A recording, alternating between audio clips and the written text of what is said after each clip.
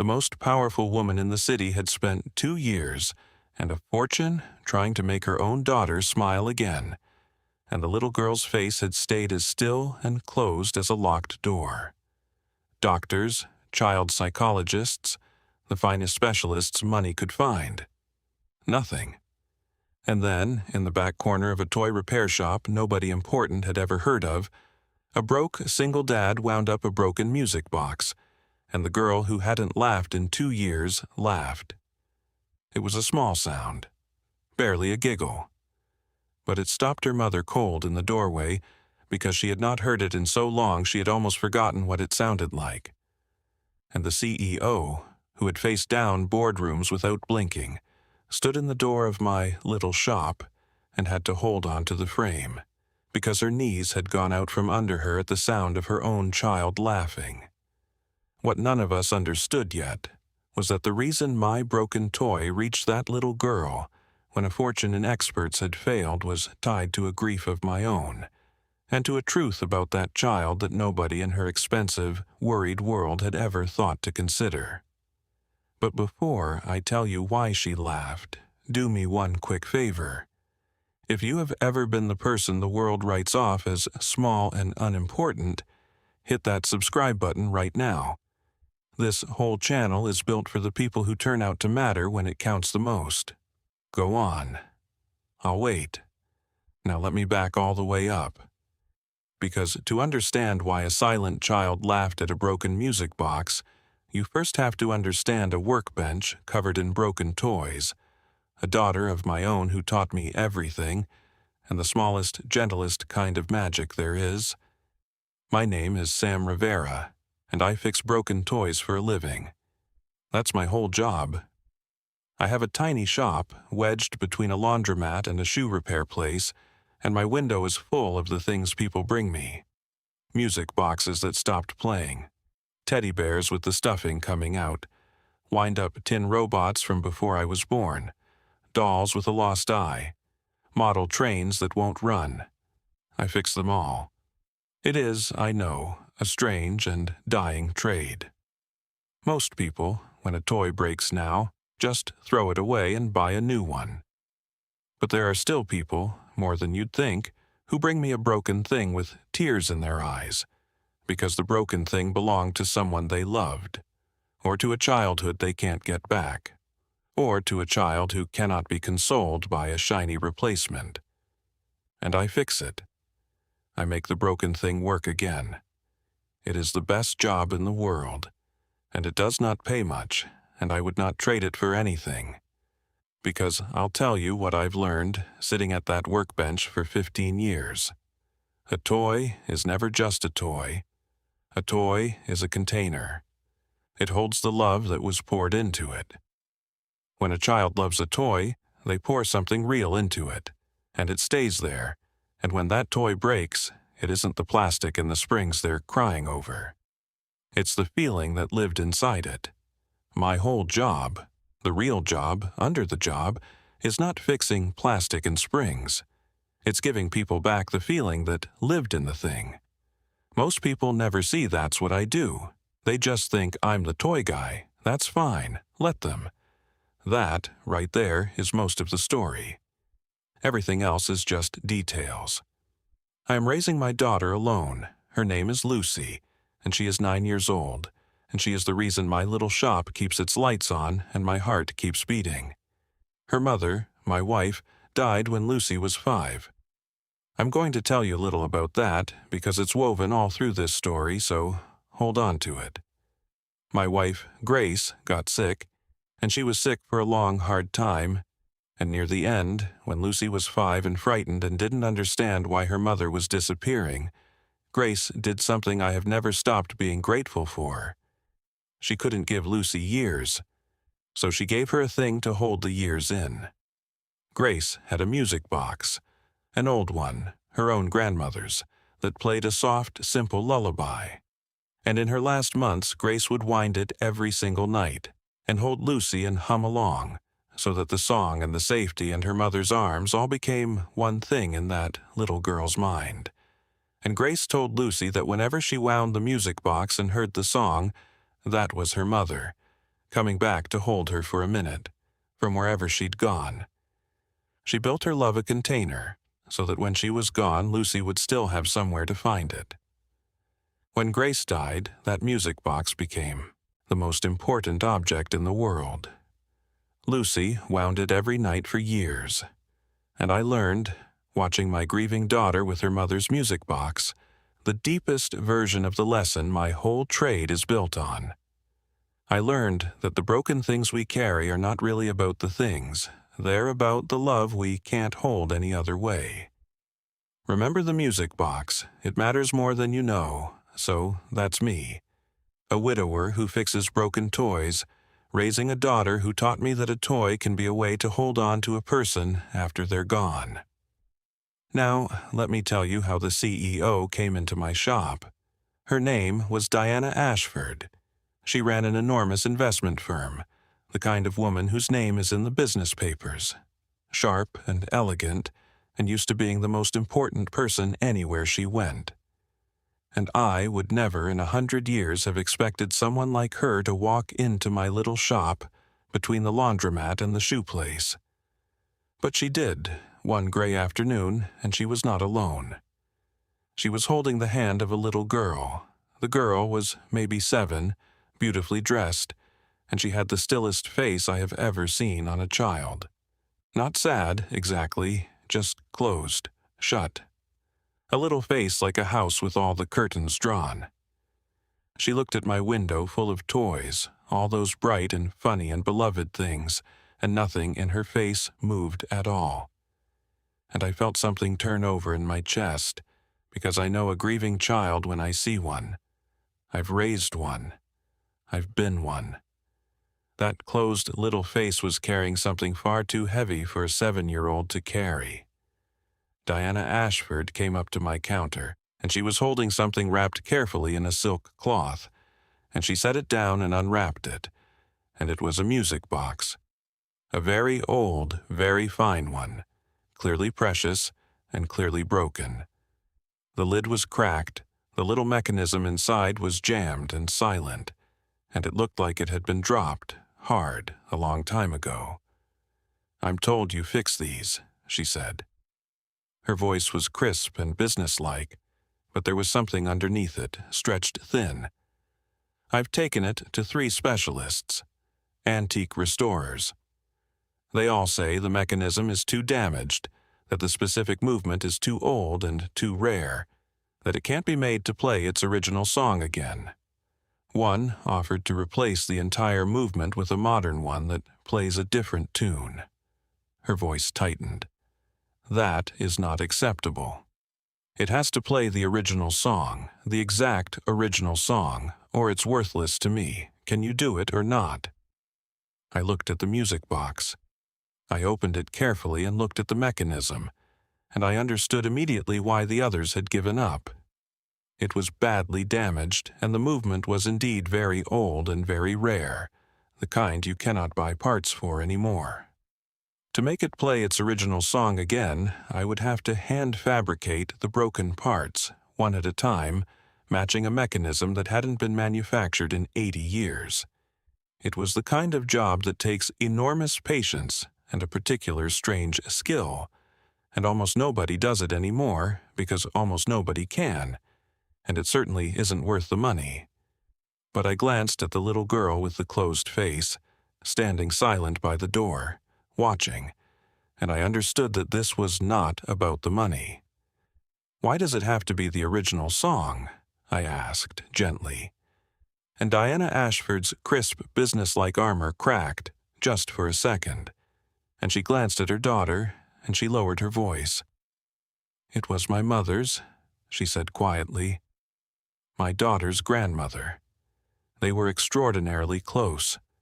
My mother practically raised her while I was building the firm, and that music box and the song it played, that was their thing.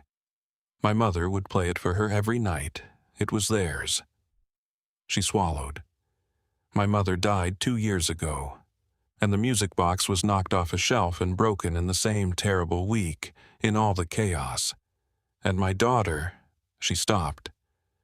"My daughter has not smiled since, not once. in 2 years. She was the happiest, most laughing child you have ever seen, and the day her grandmother died and that song went silent, something in her closed, and it has never opened again. I have taken her to every specialist there is. Nothing works. And somewhere in the middle of it I became convinced, maybe foolishly, that if she could just hear that song again, the exact song, the way it was, that maybe... Her voice failed her. I looked at the little girl. Her name, I would learn, was Emma. And I looked at the broken music box, and I thought about Grace, and about Lucy, and about a lullaby that a dying mother had turned into a container for her love. And I understood exactly what Diana Ashford was asking me to fix, and it was not a music box. "What's your name?" I asked the little girl softly. She didn't answer. She just looked at me with that closed little face. I didn't push. I know better than to push. "That's okay," I said. "You don't have to talk. But I want you to know something about your grandma's music box." I held it up gently. "It's not broken forever. A lot of people told your mom it was, but they were wrong. I can hear the song that's stuck inside it, waiting to come out. It's just sleeping, and I'm going to wake it up. It's going to take me a while, because it's old and it's tired, but I promise you, I'm going to make your grandma's song come back." Something flickered in the little girl's eyes. Not a smile. Nothing so big as that. But something. A flicker of the curtains, in a house that had kept them drawn for 2 years. I took the job.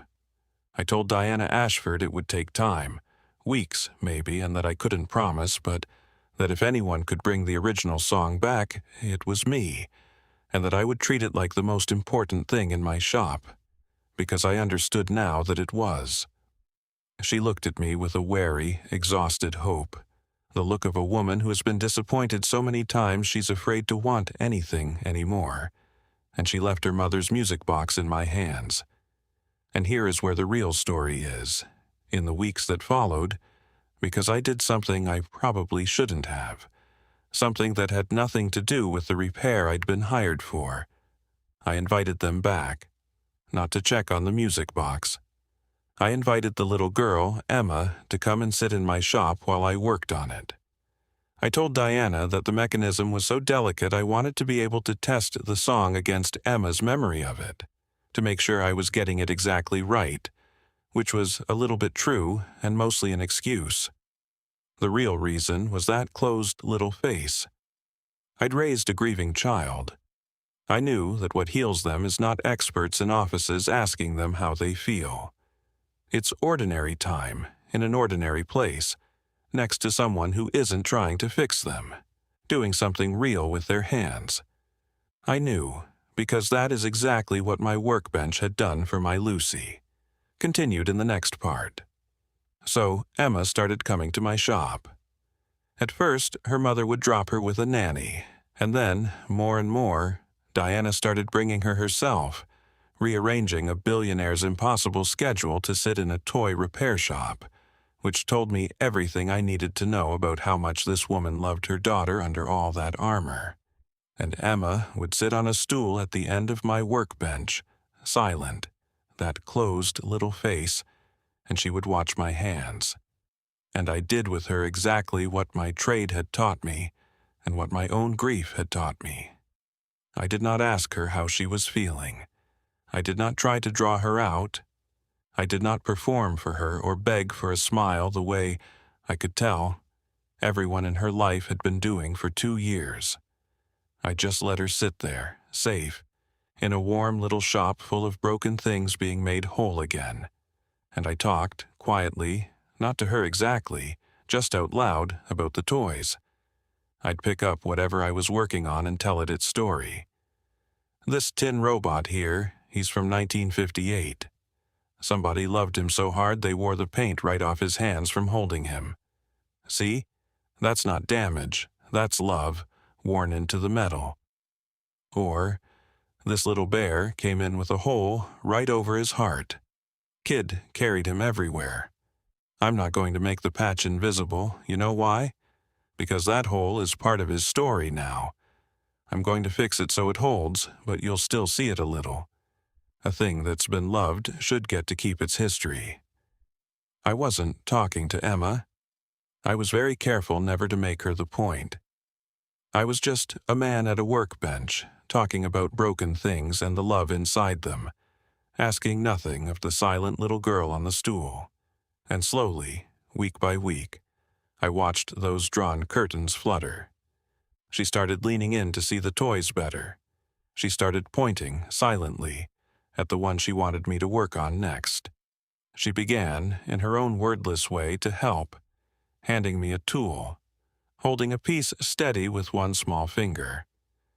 And all the while, in the evenings, after Emma and Diana had gone home, I worked on the grandmother's music box. It was the hardest repair I had done in years. I hand-cut the broken teeth of the comb, one at a time, under a magnifying lens. I fabricated a tiny replacement part for the movement that no longer existed anywhere on Earth, shaping it by hand, testing it, filing it, testing it again, night after night. I was not just fixing a music box.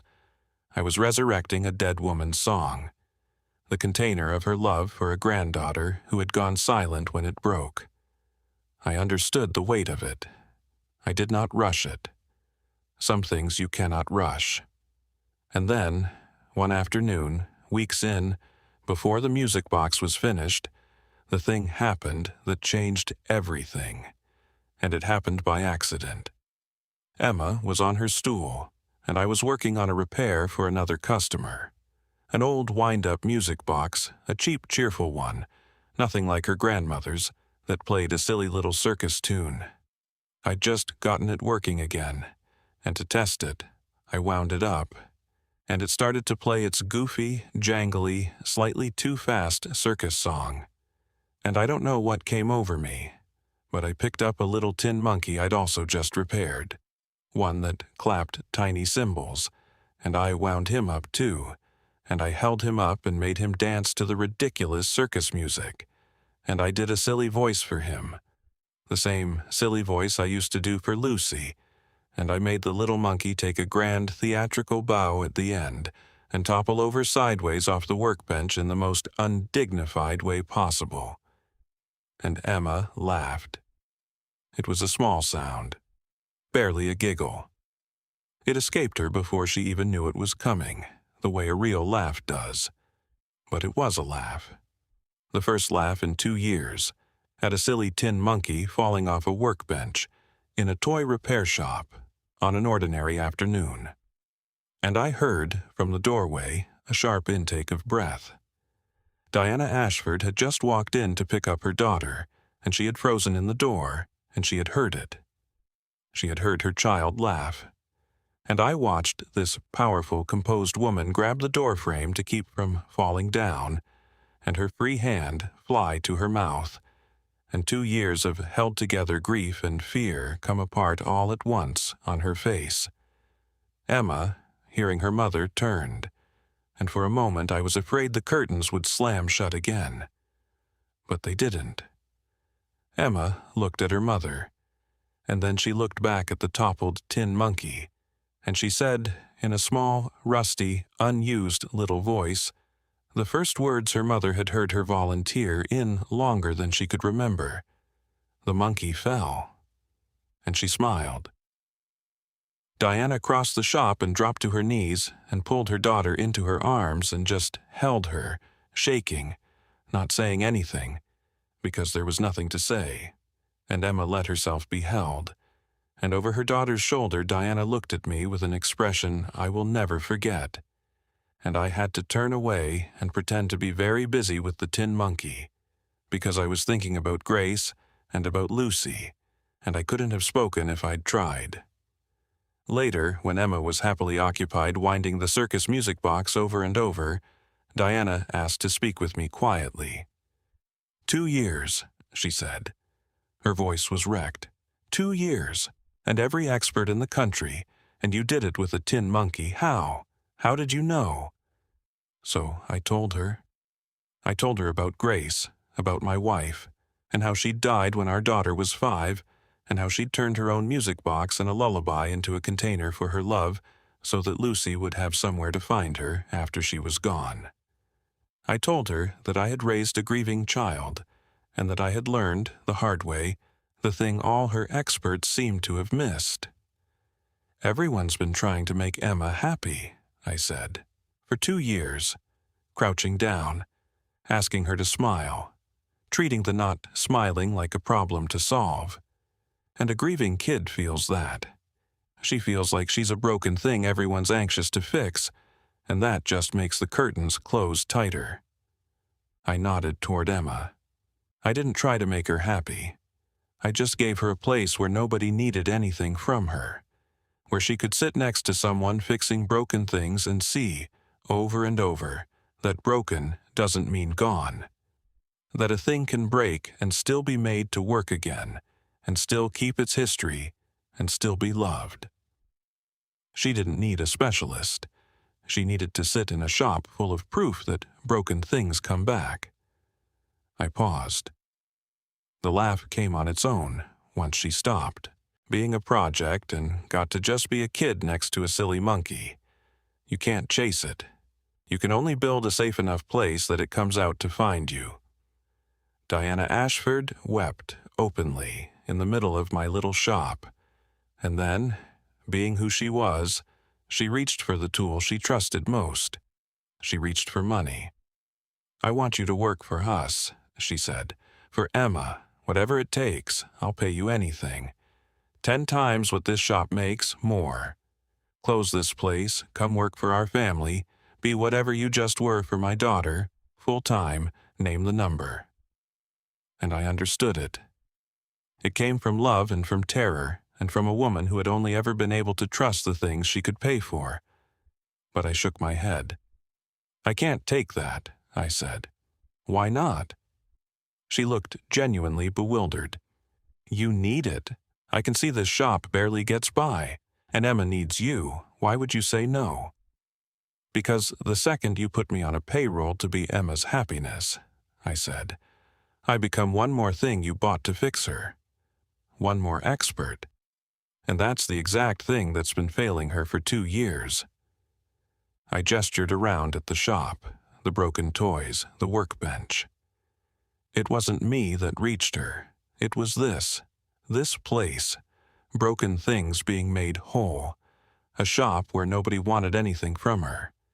If you take her out of that and put me in a mansion on a salary, the magic dies, because the magic was never me. The magic was a kid getting to sit somewhere real and unhurried next to somebody who wasn't trying to fix her. You can't buy that. The moment you pay for it, it stops being real, and she'll feel it, because kids like Emma feel everything. Diana stared at me. "Then what do you want? There must be something." And I told her. "Bring her here," I said, "whenever you can. Let her keep her stool at my workbench. Let her keep helping me fix broken things. It's free, and it always will be. Because I'm not doing it for money. I'm doing it because I lost someone too, and because a little girl who's found her way back to laughing should get to keep the place that brought her back. And," I said, "let me teach you to do what I do, to stop trying to fix her, and just be the safe, unhurried place she can come back to life inside, because I won't always be here, but you will. She needs you to be able to be this, not me." Diana Ashford looked at me for a long, long time, and then she said softly, "You're the first person in 2 years who didn't try to sell me a solution. You just showed me my own daughter." She wiped her face. "Thank you for not letting me buy you. Now, I told you, this is not a fairy tale, so here's the true part, which is better than any salary." I finished the music box. It took me nearly 2 months. And on the day I finished it, when I finally wound it and heard the grandmother's original song come to life again, the exact song, note for note, the way it had been before it broke, I called Diana and asked her to bring Emma to the shop, alone, quietly, at the end of a day. and I gave the little girl her grandmother's music box back, working, singing its true song, and Emma held it, and she listened to the song her grandmother used to play for her every night, the song that had been silent for 2 years, and she did not cry, and she did not close up. She smiled, and then she laughed her small, real laugh, and she said, "That's Grandma's song." And she wound it again and again, and she has it by her bed now, and she winds it every single night, the way my Lucy winds her mother's. Because I understood, better than anyone Diana could have hired, exactly what that music box really was. It was never a music box, it was a place to keep a grandmother's love. And I gave it back. I never took $1 from Diana Ashford beyond fair pay for the repair itself. We argued about it, and I won, which she told me later had never once happened to anyone who tried to give her money. And I think she let me win because my refusing was the only thing that proved the whole thing had been real. But you cannot stop a woman like Diana from being good once her heart has been cracked all the way open. She couldn't pay me, so she did something else. She used her foundation to save my trade. It turned out that the dying art I practice, the hand repair of old and beloved and broken toys, was vanishing. The last few of us aging out with no one to replace us. So Diana built a program, a real one, that trains young people in the old repair crafts, and more than that partners with children's hospitals and grief centers, putting repair workshops in places full of hurting kids, because she had seen with her own eyes what a workbench full of broken things made whole could do for a grieving child that no office full of experts could. And she named it Grace's Workshop, after my wife, the woman who first taught me that a broken thing can be a container for love, whose lullaby started me down this whole road, whose lesson I passed to a silent little girl in a toy shop. My Grace's name on workshops in hospitals full of grieving children, teaching them the same thing she taught me, forever. I could not speak the day Diana told me the name. My wife, who I thought the world had simply taken, is helping heal children she'll never meet, every single day. There's a version of this where I take the salary, where I close the shop and go work for the Ashfords and get rich being Emma's hired happiness, and maybe it even works out for a while. And there is no version of that where I do that, and also watch a mother learn to be the safe place for her own child, or see my wife's name on workshops that bring broken kids back to life. I picked the realer thing. I'd pick it every single time. Emma is 9 now, the same age as my Lucy, and the two of them are friends, if you can believe it, both of them working the stools at my workbench on Saturday afternoons. 2 girls who each lost someone, each holding on to her through a music box by her bed, each learning that broken things come back. Emma laughs all the time now, not because anyone made her, because she found her own way back to it, in a safe, unhurried place, at her own pace, the way it always has to happen. And Diana doesn't need me anymore, which was always the point. She's the safe place for her daughter now. Sometimes I catch the 3 of them, Diana and Emma and my Lucy, at the workbench together. And I think about Grace, and it doesn't only ache anymore. It also finally mends a little. So let me leave you with this tonight. A roomful of experts spent 2 years trying to make a grieving child smile, and failed because they treated her sorrow like a broken thing to be fixed. And the one person who could reach her was the man the world had written off as small, the one who fixed broken toys between a laundromat and a shoe shop. Who knew, because grief had taught him, that you don't fix a hurting child. You just build a place safe enough that they can find their own way back, at their own pace, and be there, unhurried, when they do. So, here's what I honestly want to know from you tonight. Is there someone in your life who's gone quiet, who's stopped laughing, and everyone keeps trying to cheer them up, and it keeps not working? What would it look like to stop trying to fix them, and just build them a safe, unhurried place and wait? Or have you ever been that person and had someone give you exactly that, a place where nobody needed anything from you until you found your own way back? Tell me about it down in the comments. I read every single one, and tonight yours is the one I most want to hear. And if this story reached you, if you believe like I've come to believe that you don't fix the people who are hurting, you just love them patiently until they come back on their own, then do me one small favor before you go. Subscribe so the next story finds you too. Leave a like so one more person who needs this hears it tonight. And tell me about the quiet one you're going to stop trying to fix and start simply sitting beside. I'll be right here, reading every word.